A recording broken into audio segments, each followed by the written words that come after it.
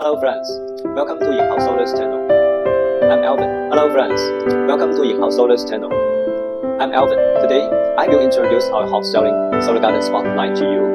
They are unique design and more welcomed by customers. Well, this one is YH0528 with a brighten design, and this one is YH0514. It is bigger than the last one. They are widely used for gardens and patios. Well, let's look at their functions. They come with a built-in light sensor, and you can press the button on the light to turn on the light, and they have two level brightness. Press once is low light, and press again is high light.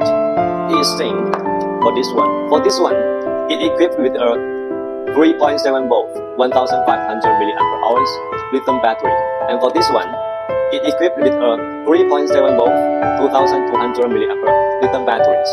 For both items, after fully charged, it can support the light to work up to 10 hours. And this one, they have 22 pieces LED. Each one is 0.2 volt. And for this one, it equipped with 7 pieces LED. Each one is 0.5 volt.